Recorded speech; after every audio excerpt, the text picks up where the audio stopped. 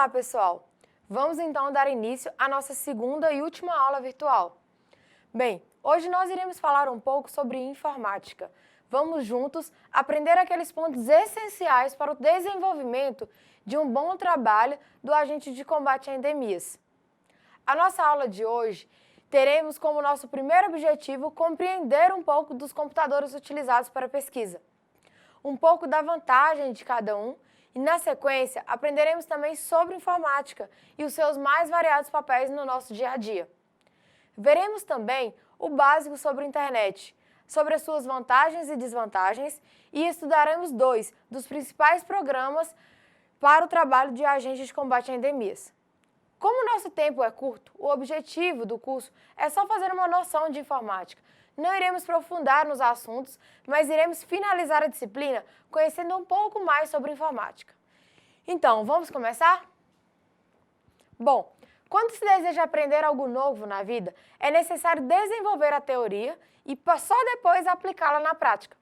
Por exemplo, na nossa aula passada, quando aprendemos um pouco dos conceitos básicos e só depois aprendemos sobre os sistemas de informações, não é mesmo? A informática também funciona assim. Você primeiramente irá aprender os conceitos básicos e só depois vai aplicá-los na prática. A informática está muito presente no nosso dia a dia, no supermercado, nos escritórios, nos bancos, na escola. Um exemplo disso sou eu aqui, falando de maneira virtual com vocês em sala de aula. Fica difícil excluí-las de nossa vida, não é mesmo? Na vida profissional, principalmente, o conhecimento da informática está ficando tão importante que a gente já ouve falar no novo tipo de analfabetismo, dos analfabetos virtuais.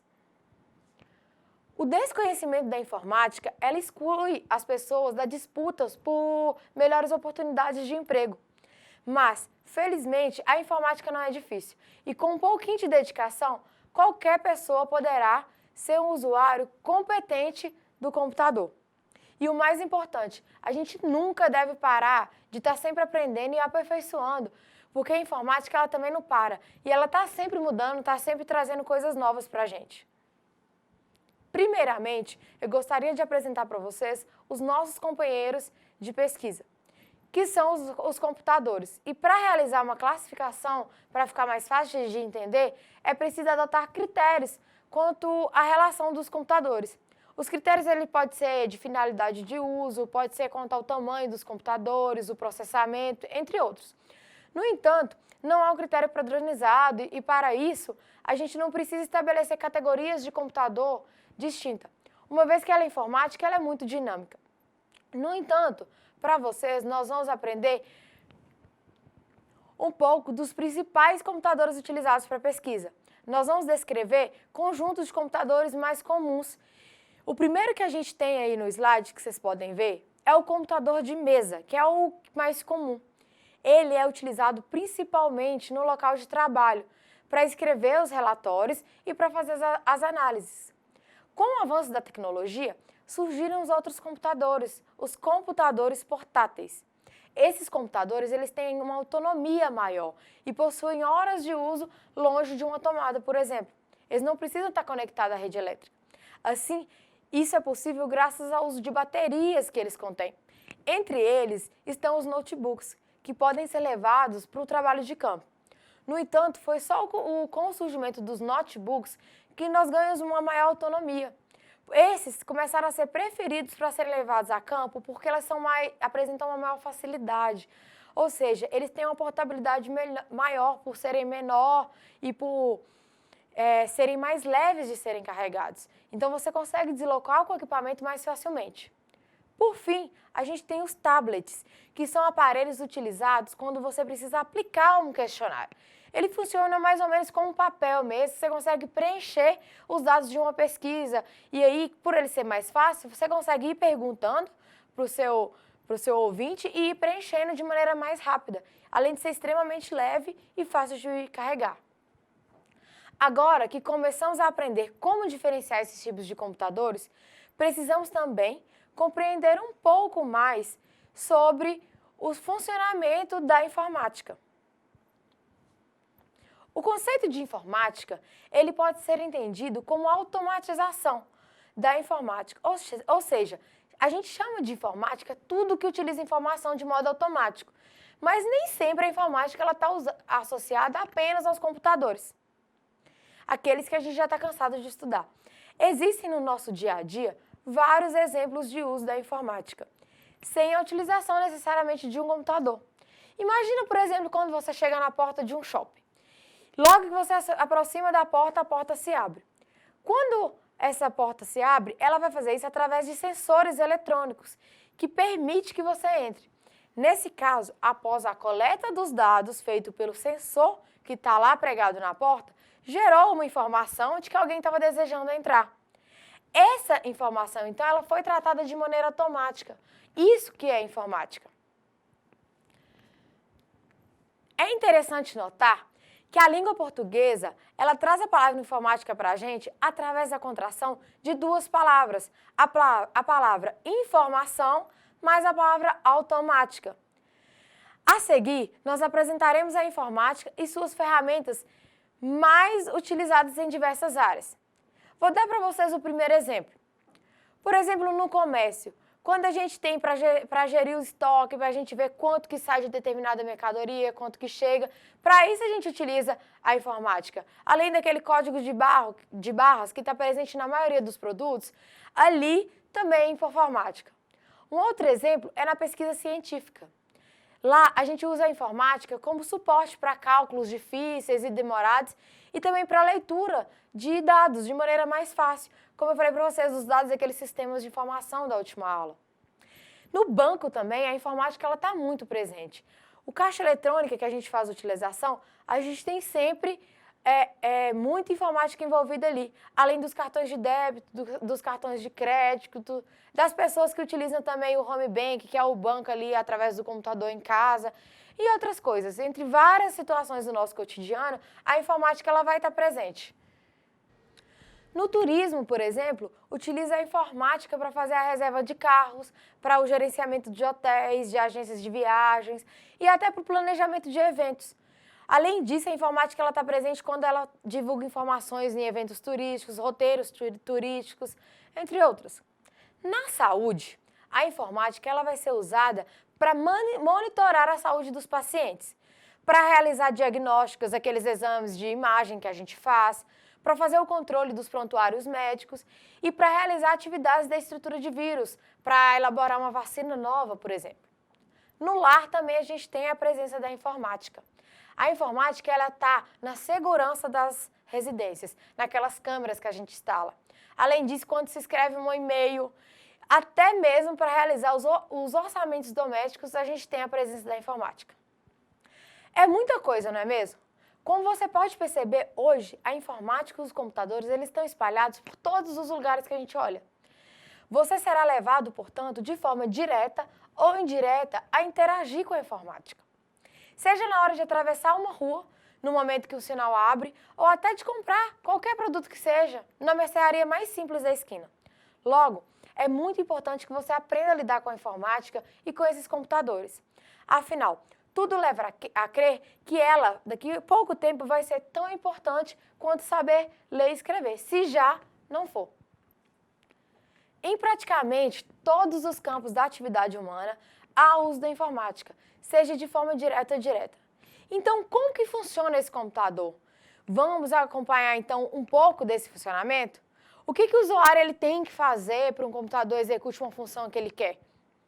Vocês devem ter notado já que o computador, por meio das unidades de entrada, ela recebe dados. O que é a unidade de entrada? São os pendrives, os CDs, e após o processamento, esses dados eles saem em formato de informação. Então, vamos lembrar um pouquinho da aula passada? Quando eu falei para vocês que é importante saber a diferença entre dado e informação? Dado, ele é um tipo de material de maneira desorganizada, que não significa nada isoladamente. Já a informação, ele vai ser o resultado da transformação de dados em algo útil para o usuário. Por exemplo, se eu disser para você 35, isso é um dado ou informação? O que vocês acham? Vocês conseguem entender o sentido desse texto? Não. Por quê? Porque falta um complemento, falta algo que faça com que esse valor faça algum sentido para você. Agora, se eu disser para vocês, 35, então é o quê? É um dado. Agora, se eu disser, esse livro tem 35 páginas, a frase agora faz um sentido, não faz? Ela tem um significado. Há um contexto, algo de útil que é transmitido para a pessoa que está escutando essa minha frase. Então, 35, ela passa a ser uma informação. Ela já é em formato de informação. Na aula, eu dei um exemplo de dado e de informação. Quem aqui se lembra o que eu falei na aula passada? Eu havia dito que 30% da população teve dengue, não foi? E isso é um dado, isso é um dado que a gente teve sobre a dengue. Agora, quando eu disse que havia um surto de dengue, isso já era informação, correto?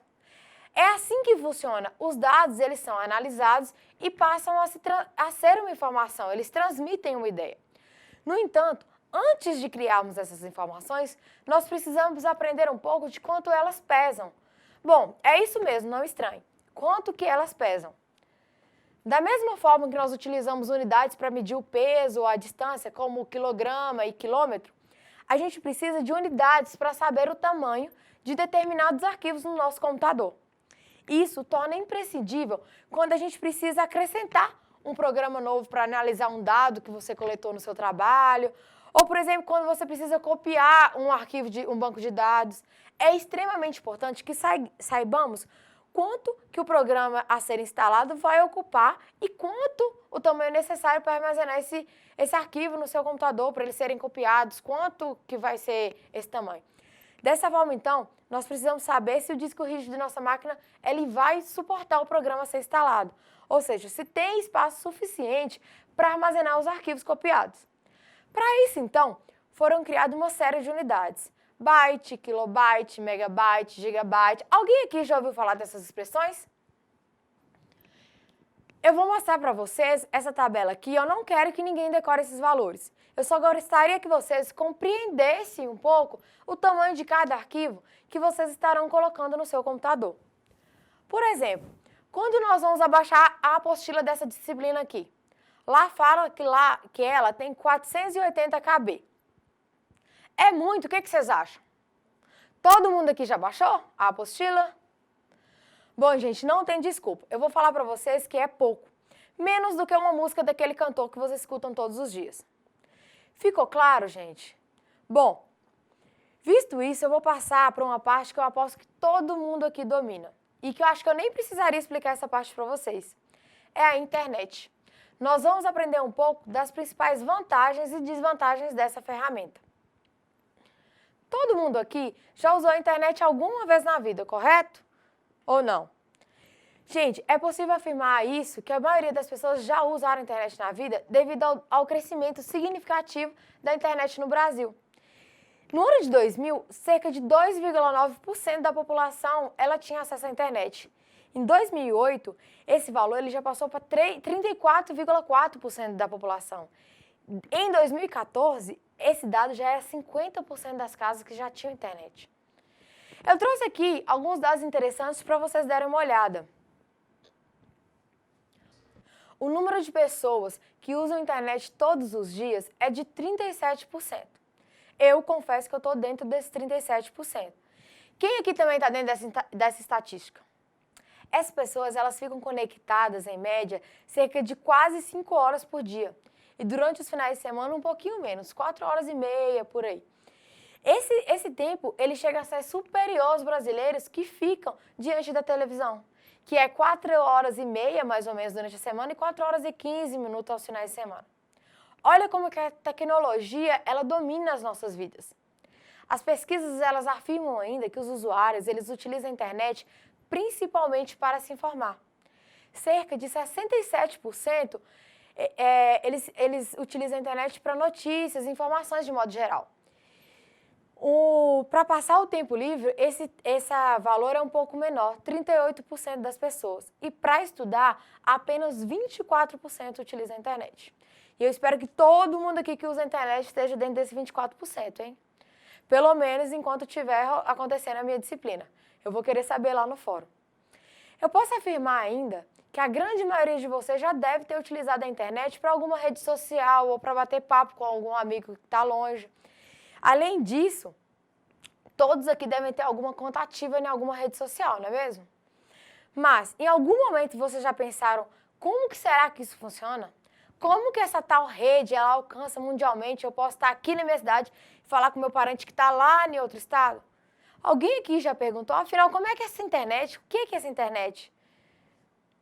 Bem, gente, a internet ela é a maior rede de computadores do mundo.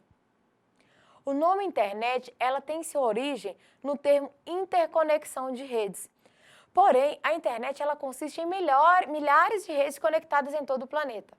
Essas redes elas estão interconectadas e configuradas de tal maneira que os usuários eles só enxergam uma única rede e conseguem acessar ela por inteiro. A internet, no entanto, ela não tem um dono. Cada governo, empresa ou organização é responsável pela manutenção da sua própria rede. No entanto, não só de rede social vive a internet. A internet ela também tem o seu lado ruim. Devido a alguns programas maliciosos que são disseminados pela internet, é necessário que os usuários protejam os seus computadores de possíveis invasores. Os hackers. Esse termo, ele vem do inglês e significa mais ou menos invasores e vândalos da internet. Eles são capazes de capturar senhas, números de cartões de créditos, fotos particulares, mensagens e podem também apagar arquivos, desconfigurar um computador ou desconfigurar um site. Por exemplo, já pensou se você faz aquela pesquisa de campo enorme do seu trabalho em toda a sua cidade, andou durante semanas, está lá com seus dados no computador e de repente ela é apagada? Pois é, gente. Não existe uma forma totalmente segura de se prevenir contra esses programas maliciosos. Devemos sempre prevenir, é claro, salvando os arquivos em mais de um local, por exemplo, num outro pendrive, no CD, além de estar no computador. No entanto, existe um conjunto de boas práticas. Se a gente seguir ela direitinho, a gente vai evitar esses problemas desagradáveis. Vamos aprender um pouco sobre essas medidas? Bom, gente, há algumas dicas que nós podemos chamar de boas práticas de segurança, que você deve seguir sempre que acessar a internet. A primeira delas é com relação às senhas. A senha ela deve ser fácil de ser memorizada por você. No entanto, é importante que o usuário não utilize dados óbvios, como data de nascimento, nome de familiares, a placa do seu carro, telefone, nem de documentos pessoais em geral. Outra dica importante é que você não utilize palavras existentes em dicionários, seja de qualquer língua, porque os hackers eles têm programas de computador que usam esses dicionários para descobrir as senhas. Ao se trabalhar com a internet, vocês devem elaborar uma senha com pelo menos 8 caracteres que misture letras maiúsculas e minúsculas e números e símbolos. Além disso, é muito importante que você tenha várias senhas, de acordo com o número de contas que possui. Ou seja, para cada e-mail, uma senha diferente. Dessa forma, caso uma delas seja descoberta, as outras contas não estarão desprotegidas. Bom, lembre-se disso em qualquer momento que você suspeitar que tem algum invasor em sua conta, você altere sua senha imediatamente. Os dados que os agentes possuem são muito importantes. Como a gente viu na aula passada, para a gente poder melhorar a gestão de saúde em um determinado local, muitas vezes é preciso usar esses dados dos agentes de combate a endemias. E uma vez que a gente faz a pesquisa desses dados, a gente não pode perder porque fica impossível de recuperá-los, não é mesmo? Por exemplo, se há um surto de dengue em uma cidade, vocês vão lá e elaboram uma planilha das casas que vocês devem visitar para ver se tem o foco do mosquito da dengue. Vocês dividiram o trabalho em semanas, aí quando vocês estão na metade do trabalho, imagina que alguém entra lá no seu computador e deleta todos os dados das unidades que vocês já visitaram. Ninguém quer isso, não é mesmo? Evitar esse retrabalho todo. Por isso que é muito importante tomar cuidado com os sites que nós entramos.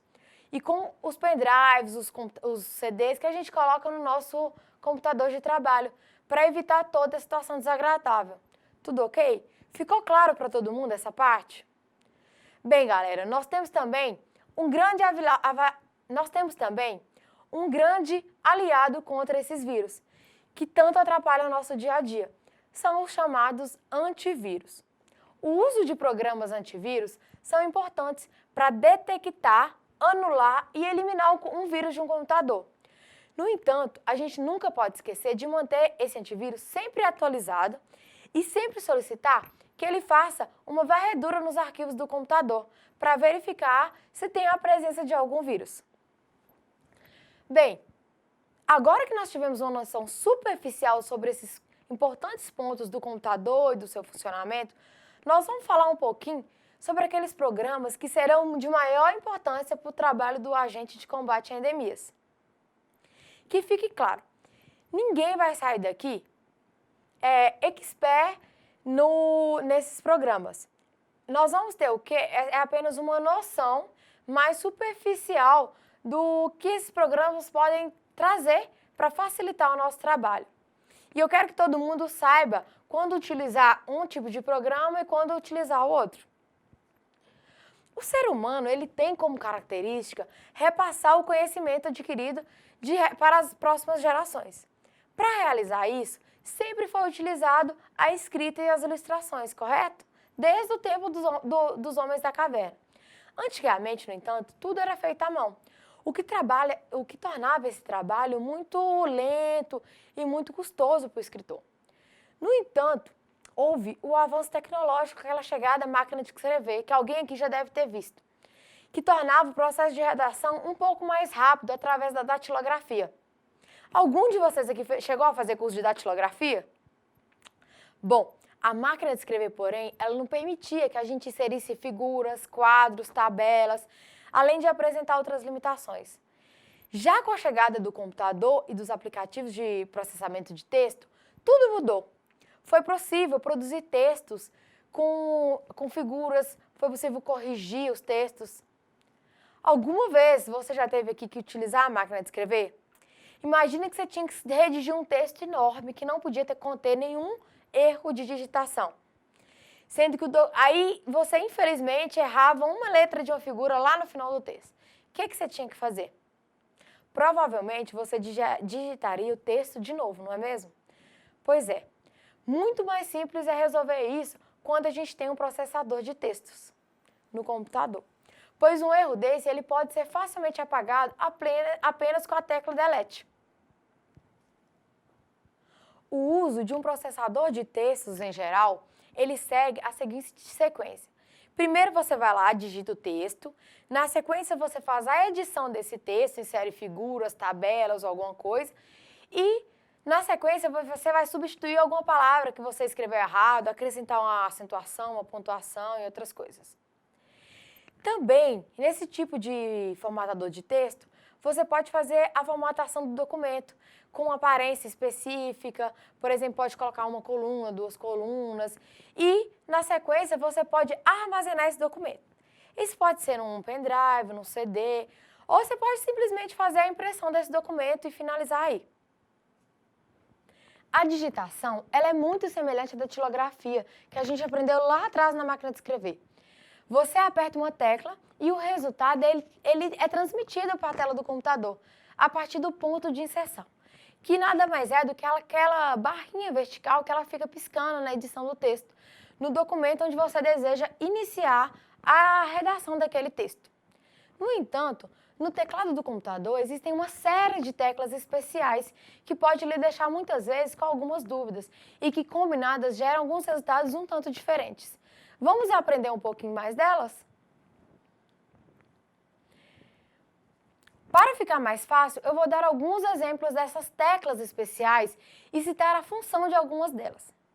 A primeira é a tecla Shift, desse jeito mesmo que se fala. É uma tecla acessória, que quando a gente pressiona ela junto com alguma letra, ela vai produzir o caractere de maneira maiúscula. Ela é usada também para acessar as teclas de duplas funções. O que é isso? São aquelas teclas que apresentam 2 caracteres, por exemplo, 5 e 5%. Para inserir o caractere mais acima, presente na tecla, nesse caso o percentual, basta apertar a tecla Shift mais a tecla desejada. A gente vai agora então para a nossa próxima tecla especial, que é a fixa, ou às vezes em algum computador ela está escrita como Caps Lock. Bom, A fixa, ela transforma os caracteres em maiúsculos quando ela está ativada. É simples assim, você só pressiona ela e tudo que você vai digitar vai aparecer de maneira maiúscula. Uma outra tecla essencial é o backspace. Essa tecla, ela vai apagar os caracteres à esquerda do ponto de inserção. Vocês estão vendo ela aí na figura? A outra é uma tecla mais simples, que vocês já devem estar mais acostumados, que eu já falei, que é a tecla delete. Essa tecla, ela apaga os caracteres à direita do ponto de inserção. A barra de espaços também ela é bastante comum. Ela vai inserir espaços entre os caracteres. Quando você termina uma palavra, você aperta essa barra e ela dá um espacinho. O Enter, ele vai mudar o cursor, né, que é o ponto de inserção que a gente já falou, de linha, alinhando ele sempre à esquerda, de acordo com o que você colocou lá.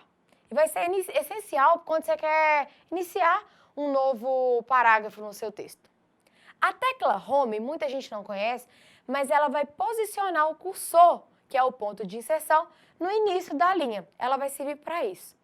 Já a tecla End, vocês estão vendo ela aí? Ela posiciona o cursor no final da linha. Então, uma é contrária à outra. A tecla Page Up, ela rola uma página acima. Então, isso aí, mas quando você está lendo o seu texto, você quer passar mais rápido, ela vai rolar uma tecla para cima. Se você passou demais, você aperta outra tecla, a Page Down, que ela vai rolar uma tecla para baixo. Uma outra tecla legal é o Num-Look. Ela é responsável por ativar o teclado numérico. Então, se você está digitando e não está aparecendo nada, tem que dar uma verificada se o seu teclado está ligado ou está desligado. É nessa tecla, a Num-Look. Bom, por fim, a gente tem essas teclas de direções. Elas são teclas em formatos de seta, vocês estão vendo aí? Tem a seta acima, a abaixo, a direita, a esquerda. Elas são utilizadas para a gente mover o cursor no texto. Vai ser bastante importante para isso. Gente, eu sei que são muitas teclas, né? Bom, mas para quem tem dificuldade, para quem não está muito acostumado com essas teclas, eu peço que vocês treinem um pouquinho. Porque essa habilidade em redigir um documento nesse sistema nosso, que é o Word, ele vai ser essencial para qualquer emprego nos dias de hoje. Qualquer pessoa vai exigir essa habilidade de você. E essa habilidade, ela só fica boa mesmo com a prática. Então, pratiquem sempre, bastante. Sempre que possível, vocês pratiquem essa digitação, que rapidinho todo mundo vai ficar craque. Porém, nada adianta redigir um bom texto, um bom documento, se a gente não consegue salvá-los depois, correto? Bom, então, após nós digitarmos o nosso texto, nós vamos aprender a salvá-los no computador. Salvar significa guardá-los no nosso computador no formato de um arquivo. Para toda vez que nós precisarmos dele, ele esteja disponível para qualquer outra ação. Por exemplo, vocês estão lá digitando um relatório do emprego de vocês, não terminou, salva e depois você continua a redigir esse documento dentro lá do seu computador, ele está lá guardado. Vamos começar então com o primeiro passo. Dê um clique, então, quando você for salvar, você vai ter que clicar no botão Arquivo. Vocês estão vendo ele aí? Ele está presente no canto superior. Você clica nele, clica em Salvar, que se encontra lá na barra de ferramentas do padrão do Windows. E, assim que você clicar nesse botão, vai ser aberta uma caixa de diálogo, que vai aparecer na tela. E é nessa tela que nós vamos indicar onde e com que nome que o texto vai ser gravado. Vocês estão vendo aí? Na caixa Nome do arquivo, aparece o texto existente e aí você digita o seu nome ou digita o tipo de trabalho que você está fazendo e aí você vai ter, quando você for procurar o texto, ele vai estar armazenado com esse nome lá. Após digitar, você vai dar um clique no botão Salvar e assim que nós salvamos o nosso documento. Repare que quando ele for salvo, ele vai ser salvo num formatozinho específico do computador, que é o .doc. Essa é uma extensão, ou seja, é o formato com que os arquivos são salvos nesse programa de edição de texto, no Word. Compreenderam? Vocês têm alguma dúvida? Gente, se tiver alguma dúvida, não esquece de anotar para postar lá no nosso fórum de Tira Dúvidas, tudo bem? Ok? Eu posso ir para a próxima parte? Bom, Uma outra opção que a gente tem é, ao invés de salvar, apenas imprimir o nosso documento, imprimir o nosso relatório com os nossos dados. Para realizar a impressão de um documento, primeiramente, a gente deve verificar se há uma impressora instalada em seu computador ou se ela está na rede que o nosso computador está conectado. Caso não possua, é necessário que um técnico vá lá e faça a instalação dessa impressora. No entanto, se a impressora ela estiver instalada corretamente, basta que você acesse a opção Imprimir no menu Arquivo da barra de menus. Vocês estão vendo aí? É o mesmo local que a gente foi para salvar. Com isso, vai surgir uma tela em seu computador, que vocês estão vendo aí, que lá você vai selecionar o número de cópias que você quer fazer, você vai fazer quais páginas específicas do documento que você vai querer imprimir. E uma vez que você vai definir todos esses parâmetros, basta você clicar no botão OK para que o documento seja impresso. Lembrando que sempre tem que ter a folha lá para a gente não ter problema, né? Parece simples, não é mesmo? Bom, agora a gente vai aprender um pouco desse programa de edição de texto. Uma vez que o texto ele foi digitado, a gente pode realizar uma série de mudanças nesse texto. Esse processo ele é chamado de edição. Os principais recursos para essa finalidade são, primeiramente, copiar, colar, recortar, localizar, substituir e correção ortográfica.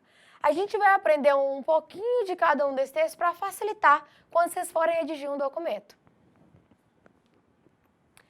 Para facilitar, eu deixei essa tabela aí com vocês. Inicialmente, quando vocês desejarem fazer uma cópia de um documento, por exemplo, um conjunto de letras, uma palavra ou até mesmo uma frase. Primeiramente, é necessário que você selecione apenas o que você quer ser copiado. Como é que você vai fazer isso? Você vai selecionar o texto mantendo o botão esquerdo pressionado, o botão esquerdo do mouse, e com o texto selecionado, basta pressionar as combinações da tecla Ctrl+C para copiar os caracteres selecionados, né, para a área de transferência. Agora você já pode colar o conteúdo copiado, né, no mesmo ou em qualquer outro documento que você desejar. Para isso, basta você posicionar o seu ponto de inserção, que é aquela tabelazinha que fica piscando que eu falei para vocês, no local que você deseja colar e apertar as teclas Ctrl+V. Portanto, o texto está pronto. E esse texto, mais recentemente copiado, ele vai ficar na área de transferência e pode ser replicado quantas vezes você quiser copiar. A combinação de teclas para recortar é Ctrl+X.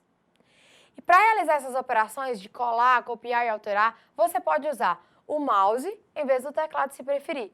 Basta, com o texto selecionado, que você dê um clique e com o botão direito vai aparecer uma janelinha, um menu, que lá está escrito o que você vai querer fazer entre as três operações.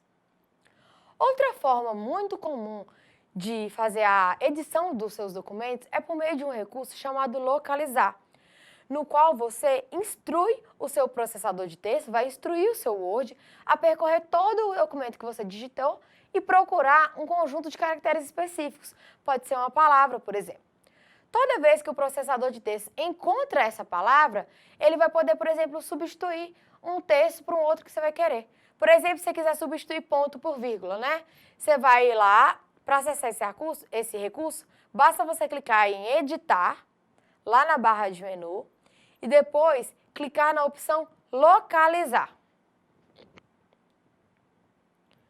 Com isso, aparecerá uma janela no campo localizar e você deve digitar o conjunto de caracteres a ser buscado no documento.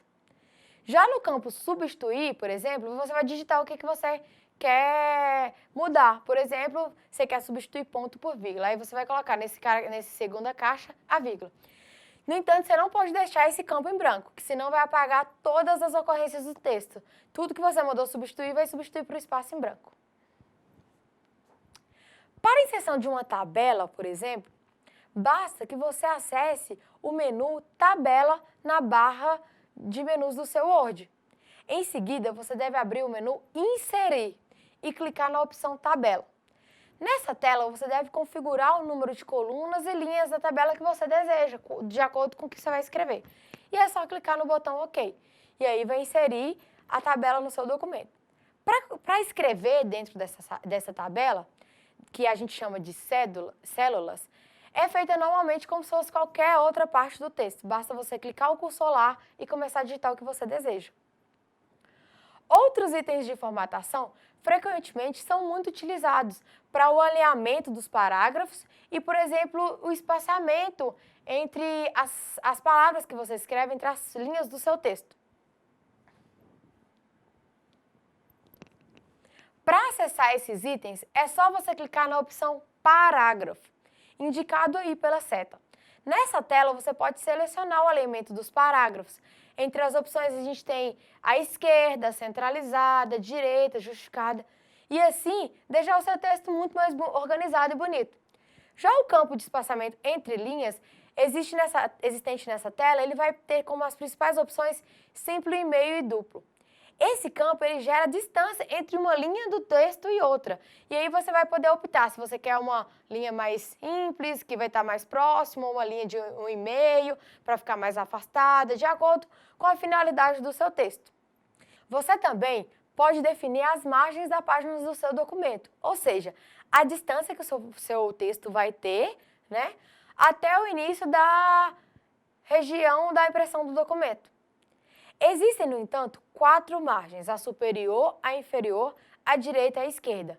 E aí você pode modificar essas margens de acordo com o seu interesse, deixando o texto mais estreito ou o texto mais alargado, de acordo com o que você preferir. Um outro programa muito importante para o agente de combate a endemias é um programa chamado Excel. Esse programa ele foi desenvolvido pela Microsoft Office também, o mesmo do Word, e ele é um programa para trabalhar com planilhas eletrônicas, aquelas que eu falei para vocês na aula passada, que estão os dados. A estrutura de uma planilha do Excel, ele é como se fosse uma tabela, que eu acabei de explicar para vocês do Word.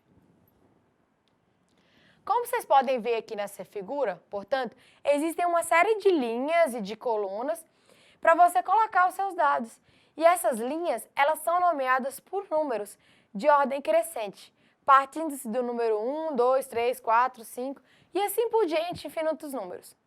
Já as colunas, elas são nomeadas em ordens alfabéticas, iniciando-se pela letra A, B, C e D. Aí quando acabar o alfabeto, começa A, B e assim por diante. Elas estão dispostas na horizontal, como vocês podem ver. Mas vocês devem estar se perguntando, e como é que se denomina essa célula, como é que faz para cruzar essas células? Esse espaço de cruzamento entre essas células, como eu falei para vocês, ele é chamado de célula. O nome de cada uma dessas células, ela é dado pelo nome da coluna na qual a célula está seguindo e o nome da linha em que a célula se encontra. Nessa figura, então, a gente tem ali no cantinho que o nome da nossa primeira célula é A1, de acordo com a coluna e com a linha que essa célula se encontra. Vamos agora aprender um pouquinho da formatação desse programa? Na barra de menu, existe o menu Formatar, no qual a gente vai encontrar uma série de opções de formatação. Quando você clica, por exemplo, na opção Células, é possível que você vai alterar a categoria da sua célula, ou seja, você vai informar o tipo de conteúdo que na célula vai armazenar. Existe, no entanto, gente, a categoria adequada na qual você vai definir a aparência do dado da planilha.